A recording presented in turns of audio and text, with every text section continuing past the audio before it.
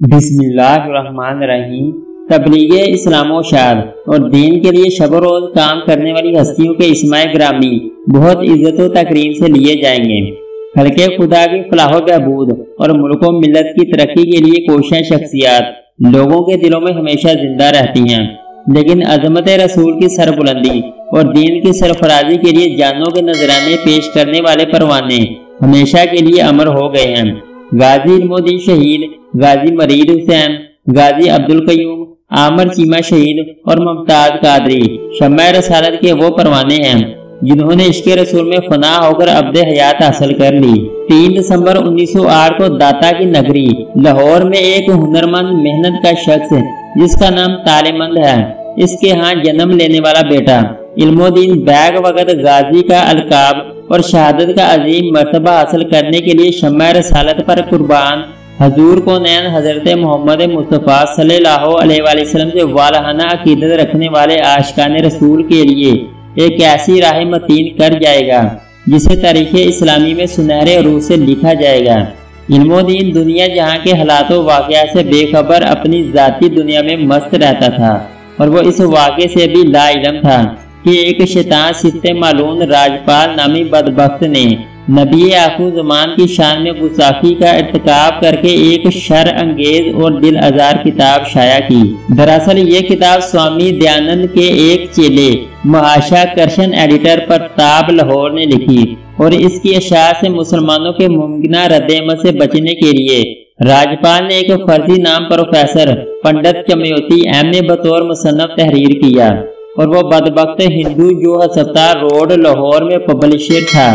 اس نے اپنی شر انگیز تصنیف بڑے منظم طریقے سے پورے ہندوستان میں تقسیم کر کے مسلمانوں کی پیٹھ میں چھرا گھونپا، جس سے مسلمانوں کی طرف سے احتجاج ایک فطری رد عمل تھا۔ مسلمانوں کا ایک ہی مطالبہ تھا کہ یہ دل آزار اور شر انگیز کتاب ضبط کر کے اس کے مصنف کو گرفتار کر کے اس سے گستاخی پر سزا دی جائے، لیکن سرکار نے یہ مطالبہ تسلیم کرنے کی بجائے بدبخت اور گستاخ مصنف و پبلشر راجپال کو سرکاری حفاظت میں لے لیا اور مسئلہ سرکاری محافظوں کے پہرے میں رہنے لگا۔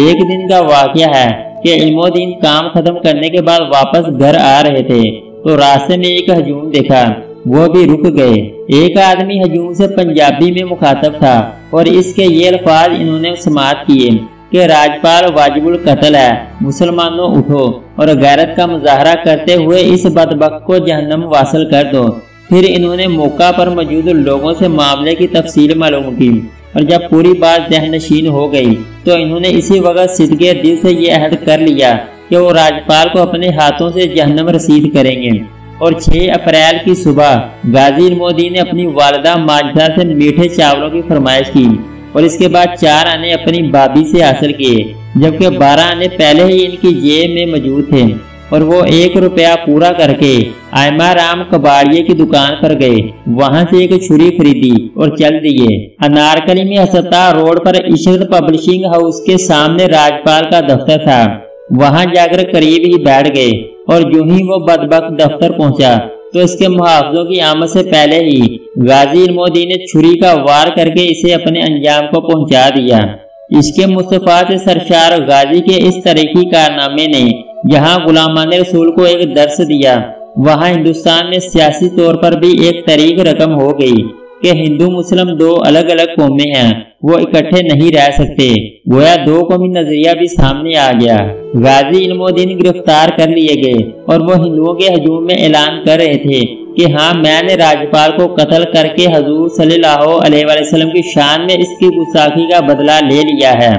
راجپال گستاخ کی نوش میو ہسپتال لے جائی گئی، جہاں مقتول کی شناخت ڈاکٹر گردہاری لال نے کی، اور ڈاکٹر ڈارسن نے پوسٹ مارٹم رپورٹ میں تحریر کیا کہ موت کلیجہ میں لگنے والی ضرب سے ہوئی ہے، اور ایسی ضرب تیز اور نوکدار ہتھیار کی ہی ہو سکتی ہے۔ ہندو راجپال کا ماتم کرتے ہوئے مظاہرے کر رہے تھے، جبکہ مسلمان عاشقان مصطفیٰ غازی علم الدین کے دیدار کے لیے دن رات پولیس اسٹیشن کا چکر لگا رہے تھے،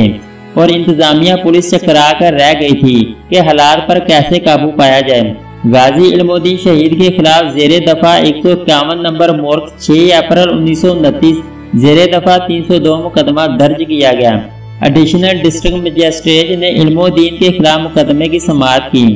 غازی صاحب مرتبہ شہادت کے خواہشمند تھے، اس لیے مقدمہ کی پہلی پیشی پر کسی قسم کی پیروی نہیں کی گئی۔ بعد ازاں لاہور کے نامور قانوندان بیرسٹر فرخ حسین بذات خود عدالت میں پیش ہو گئے۔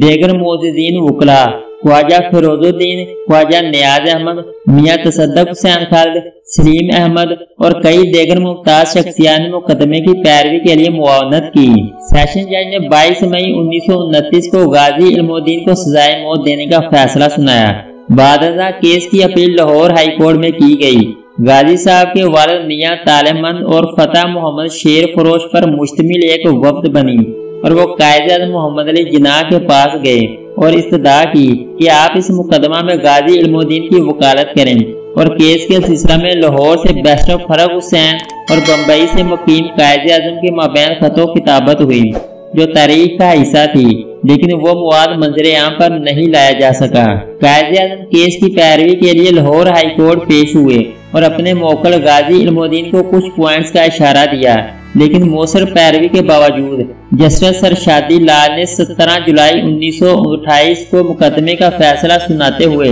ماتحت عدالت کا فیصلہ بحال رکھا۔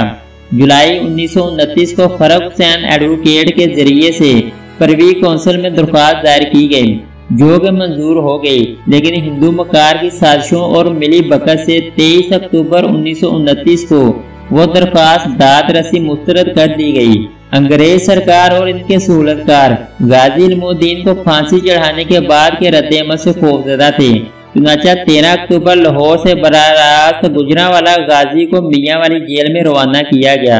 اس جیل میں پروانہ شمع رسالت کے جو کرامات عملہ نے دیکھی اور جو انوار تجلیات ظاہر ہوئے وہ بڑے دلچسپ ہیں۔ جیل کے ڈپٹی سپریڈنٹ سید احمد شاہ اور اسسٹنٹ سپریڈنٹ نے بیان دیا تھا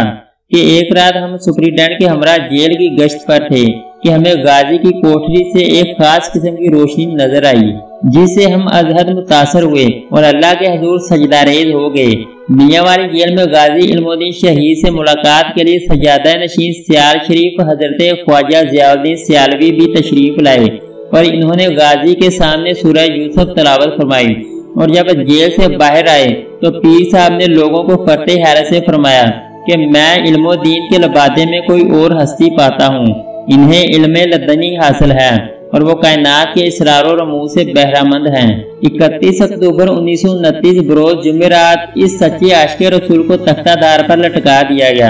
پھانسی سے قبل پوچھا گیا کوئی آرزو، تو وہ پروانہ شمع رسالت بولے 2 رکعت نماز شکرانہ ادا کرنا ہے۔ انہیں جیل کے اندر قیدیوں کے قبرستان میں محض گڑھا نما قبر میں جلدی جلدی سپرد خاک کر دیا گیا۔ جیل کے گیٹ پر جو لوگ لاش لینے آئے تھے جب انہیں اس بات کا علم ہوا تو وہ احتجاج کرنے لگے۔ مسلمانوں کے اصرار پر حضرت علامہ محمد اقبال، میاں عبدالعزیز، سر میاں محمد شفیع اور مولانا غلام محی الدین قصوری اور بہت سے دیگر اس وقت کے گورنر سے ملے اور مسلمانوں کے جذبات سے آگاہ کیا، اور اس مطالبہ پر غازی علم الدین شہید کے جذبے خاکی کو سخت حفاظتی اثار میں لاہور لایا گیا